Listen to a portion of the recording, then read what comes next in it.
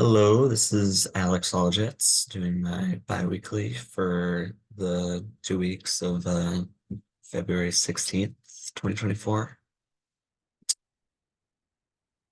So here is the general roadmap of my project here, trying to get to the in vitro testing at the end of the line, see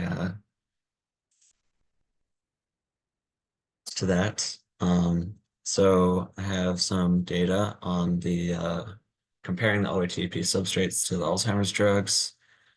It's not super clear in the graph right now, but it's a graph, it's there. And then I have some OATP variants. Some ones that had a lot of data on were estrone 3 sulfate and docetaxel.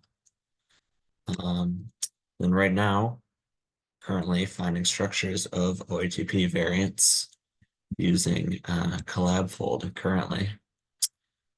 Um, so had a little more work on it this week. It's 2 weeks. Well, I guess last week was pretty rough for me.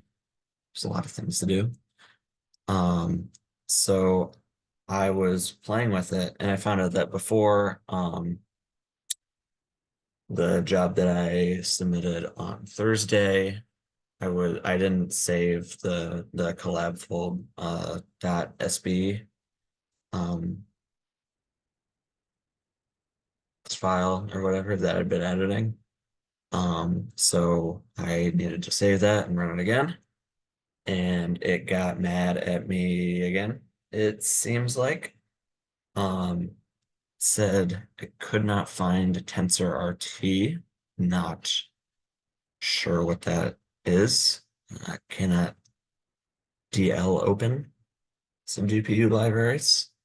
And then it said stuff about my NVIDIA driver's CUDA version being too old. I really don't know what any of this means. It's frustrating.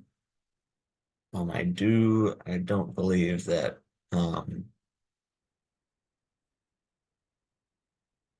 results that were spit out. But I do think that it would definitely be worth my time to kind of clear up, um, in my head where exactly everything's getting sent to. So I think I need, a little bit with someone who actually knows what they're doing with this, probably. And then hopefully it can get more errors cleared up. So yeah, it's cool. Um, Methods writing on the AlphaFold. I mostly focus on data gathering that either is or will be uploaded to the research updates folder. And then I found an article online that I kind of, you know, like I didn't like copy it or anything, but I kind of took inspiration from it. Um, and I was a little iffy on finding like docking papers or AlphaFold papers to kind of reference. So maybe it'd be worth it to go over that or how to like a better way of finding polymorphism writing also in the same it was in the same document. It seems like in general they lose function or at least the function suffers a little bit, or structural integrity or something to that effect. Um, and I'm not really sure when a post-translational modification or a polymorphism would be beneficial to an ITP. It seems like a general rule of thumb from what I've found so far seems to be if it's there, it's usually bad. Um, then I read this paper. It was about antibody engineering to try and get these like antibodies to like make receptors work. Like it seems like they can, so this is the antibody, and it seems like it can, get onto this receptor and like um make it seem like the actual things there, and then it would have, drug effects or like stuff like that.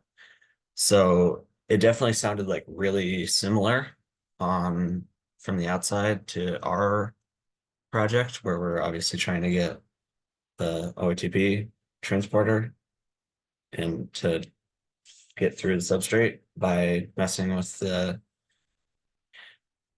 OATP or OATP.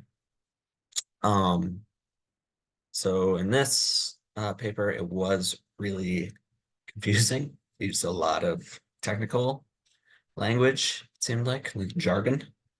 So it seemed like they were successful. Like it seemed like they said that it worked generally. Um, I'm not quite sure the limitations exactly, but they said that it seemed like in the discussion that they weren't like 100% sure about it. Needed more data, needed maybe other ways of doing this. Um, and then it might like originally I was thinking, oh, it's similar to us, like maybe it could, take inspiration from it or whatever.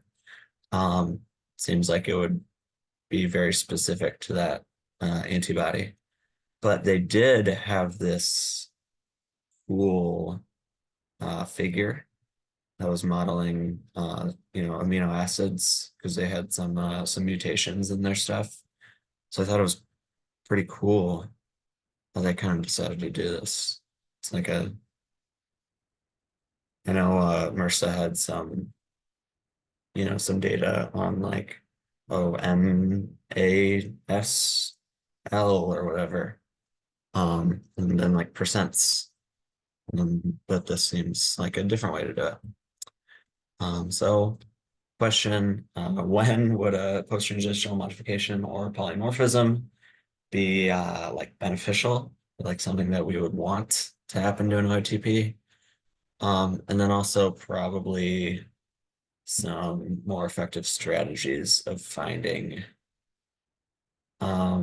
papers. I guess the Web of Science would be one way to kind of attack that um, that I forgot about somehow. But yeah, I guess just general strategies. So all right, I believe that's it. Let's